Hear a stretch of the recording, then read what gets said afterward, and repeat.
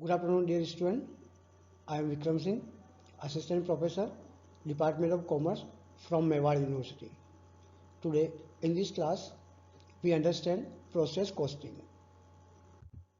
These are the content for regarding process costing, concept of process costing, features of process costing, principle of process costing, then difference between process costing and job costing, procedure for process costing, then process loss under this normal loss, abnormal loss and abnormal gain.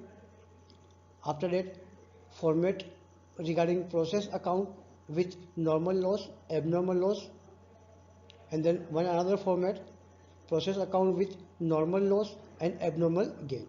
These are the content we cover in this class. Let's we start one by one. Concept of process costing. The process costing, it is the method of costing applied where the industry engages in continuous production work. This process costing, it is a method of costing used to ascertain the cost of product at each process or at each manufacturing stage. So it is a basic method to understand or ascertain the cost at which at stage of manufacturing. For regarding this, separate account are maintained at each process to which expenditure incurred. At the end of each process, the cost per unit, here we calculate by dividing the total cost by the number of units produced at each stage. So this costing, it is also called as a average costing or continuous costing. Under this process costing, this costing is used in the industry like manufacturing industries, chemical industries, mining work or public utility undertaking. Now, for regarding this, here we take one small example for regarding sugar industries. How we can prepare sugar? Listen carefully. In manufacturing plant where they prepare sugar, how we can prepare sugar? Listen carefully. Under this sugar industry, the work it is done in the step by step. It means it is process by process. The work it is done. You can check here. From sugar cane we can prepare juice. It is the first step. From sugar cane we prepare juice. After that, in second step, in second process, from juice to we prepare jaggery.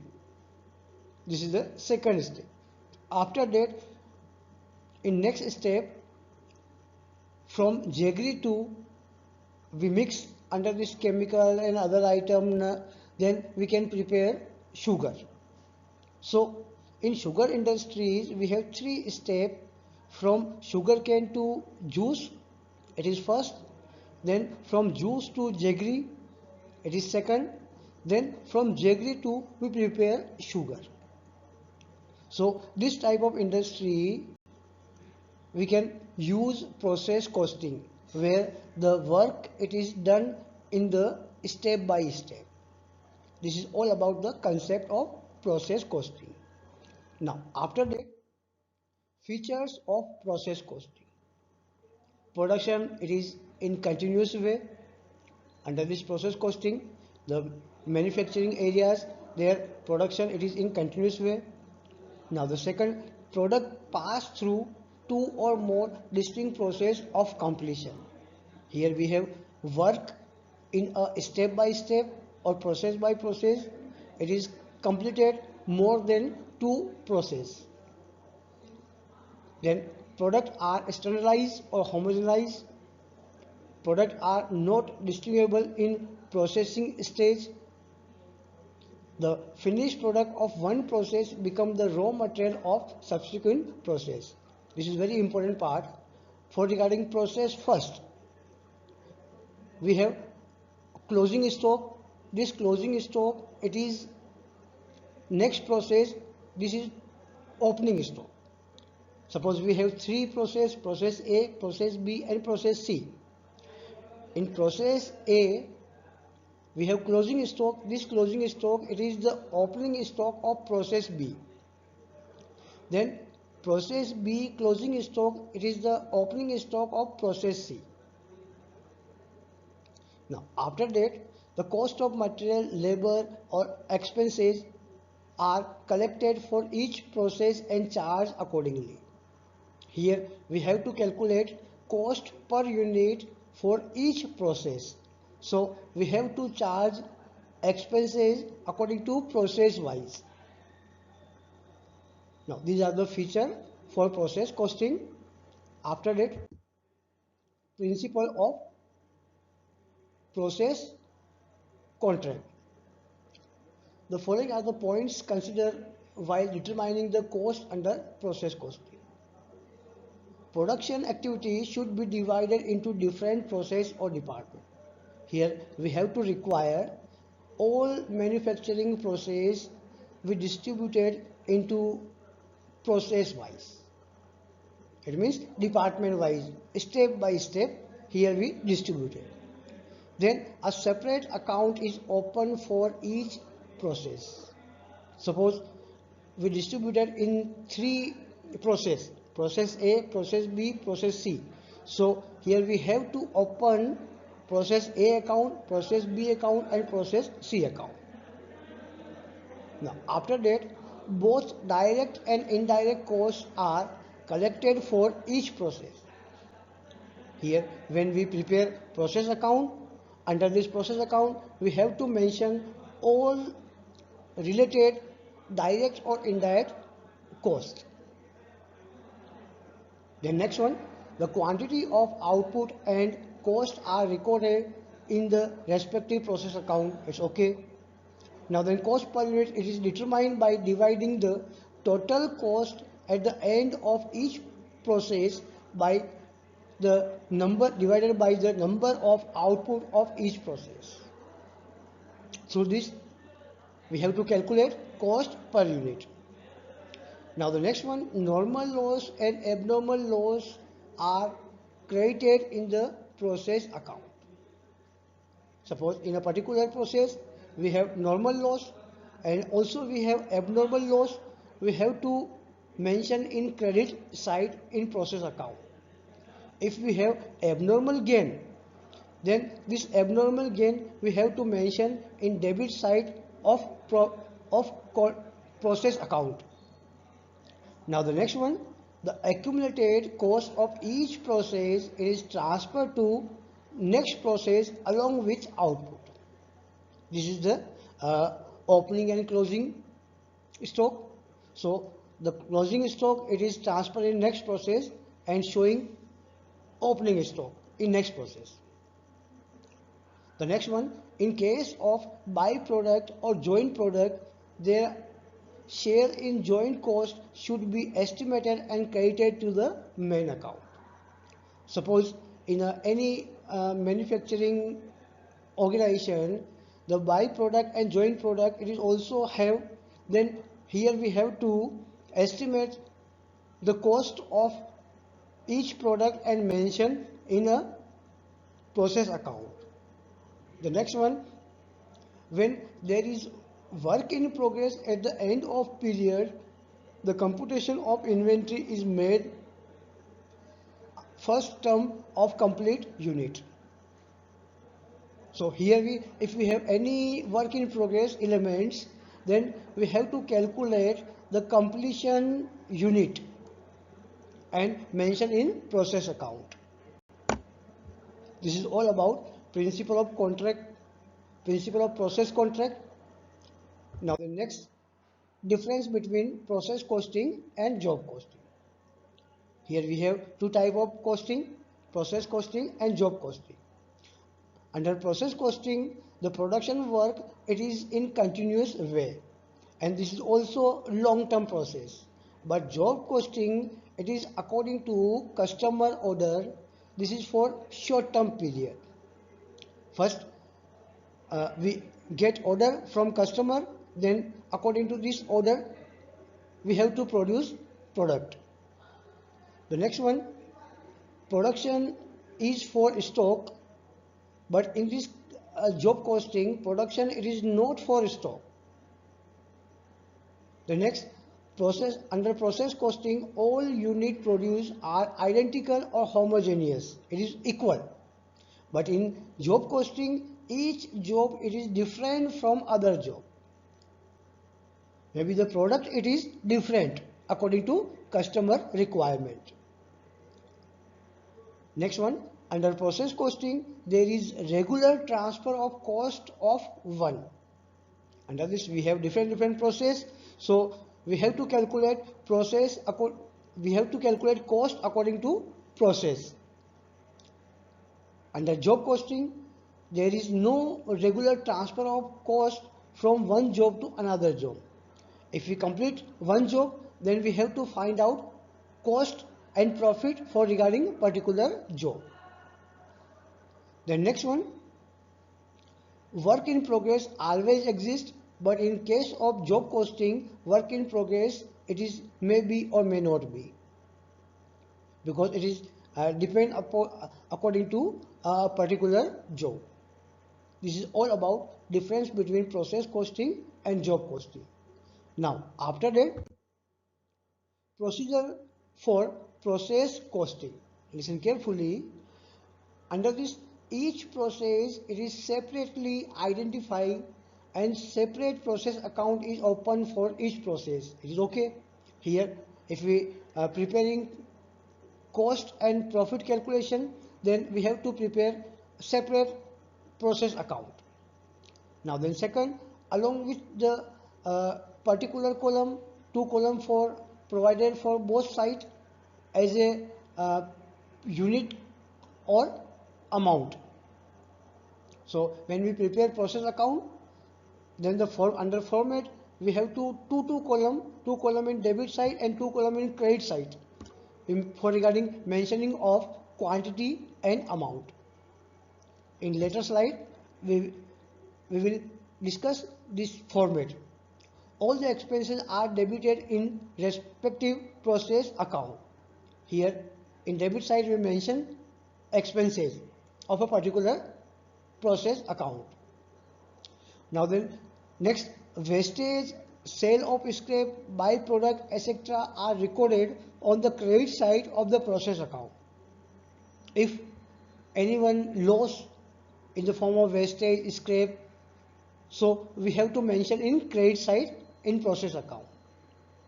Then the difference between debit and credit side show the cost of production and output of that each which is transferred to next process.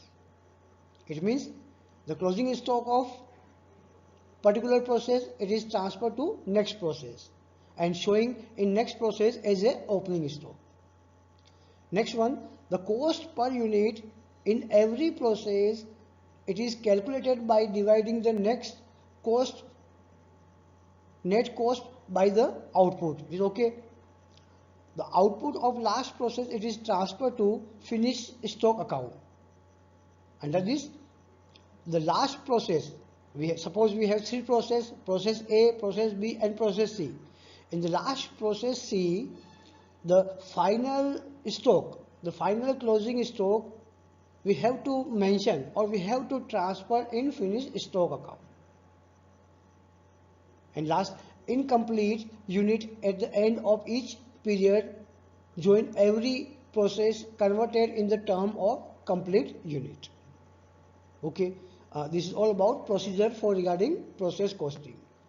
Now after that, process loss. In a manufacturing organization, if we are producing any product, then we have loss, we have some loss. Suppose our business is a furniture business. Under furniture business, our raw material it is wood, timber. So from wood we prepare furniture. While we preparing furniture, we have some losses. So this losses here we can classify it into two parts: normal loss and abnormal loss, and one another more term, abnormal gain. The normal loss, this is the loss which is unavoidable on account of inherent nature of production process. It arises under normal condition of the business.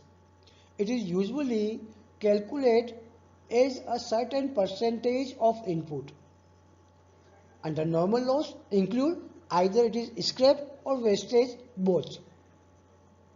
Wastage is usable or has no value, but in loss it is in weight, an example of wastage.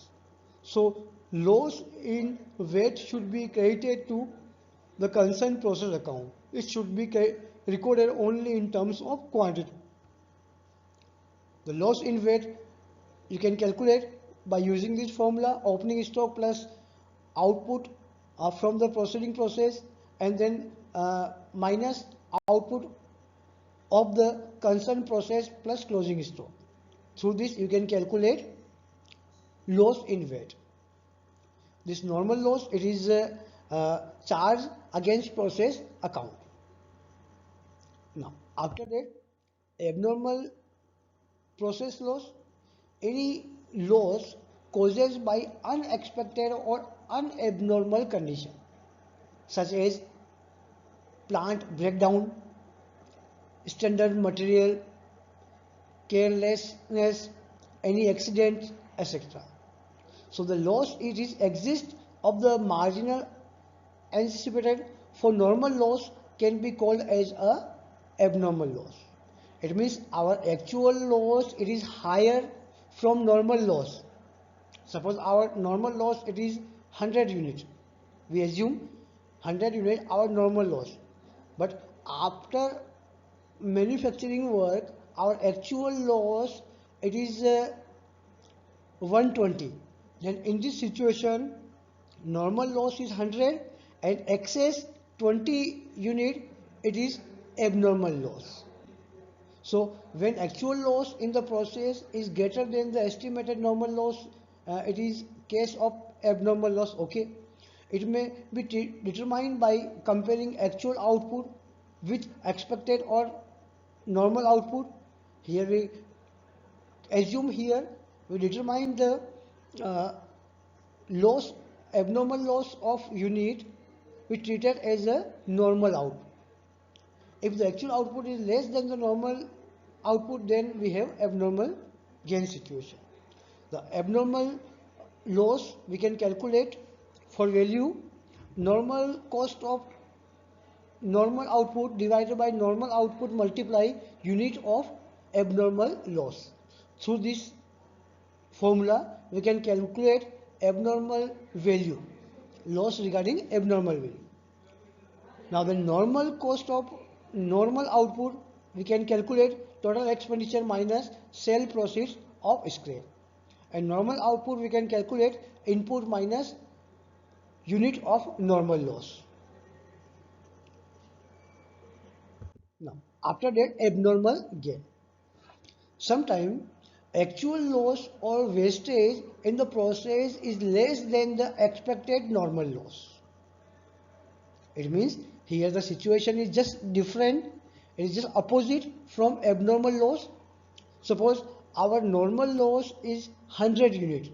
We estimate our normal loss is 100 unit, and after manufacturing work our actual loss, it is 90 unit. It means in this situation we have abnormal gain or abnormal effective 10 unit. So for regarding this abnormal gain, we can calculate by using this formula value of abnormal gain. Normal cost of normal output divided by normal output multiply unit of abnormal gain. Under this normal cost of normal output, it is total expenditure minus sales proceed of scrap. Now the next one, normal output, we can calculate total input minus unit of normal loss.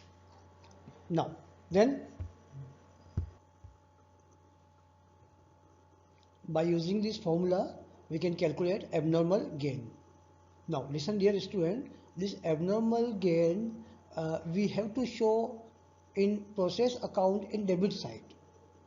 Abnormal loss which we show in credit side, but in case of abnormal gain, this abnormal gain amount or unit we have to show in debit side of process account.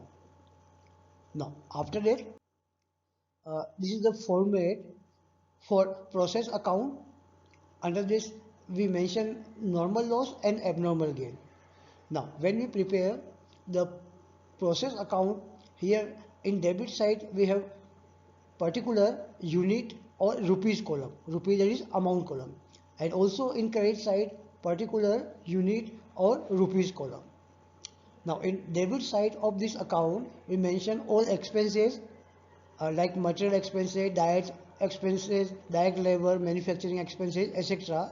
And also mention unit introduced in first process.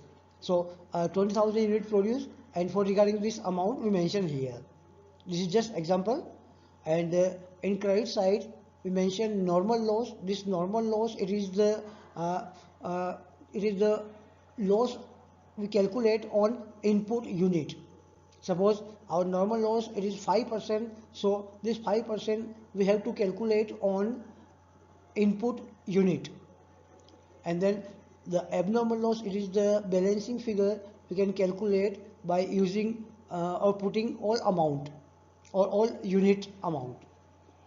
For calculation of cost per unit, here we have to use one formula. The formula, according to this format, the total cost input minus total cost of normal loss divided by total unit input minus unit of normal loss.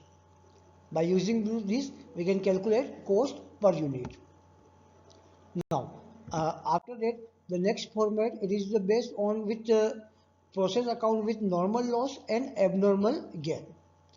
As it is same, under this debit side, we have to mention all expenses, and in credit side, normal loss and transfer to next process unit. Then the balancing loss, here we can calculate in debit side abnormal gain. This is the balancing figure we can calculate by totaling of unit column. If we have normal loss unit transfer to next process unit, then unit introduced from this unit information we can calculate abnormal loss. And then for calculating a cost, we require cost per unit. Through this formula we can calculate cost per unit. After cost per unit, from this cost per unit we have to calculate the amount of abnormal gain or amount of transfer to next process unit. Now this is all about this lecture. Thank you.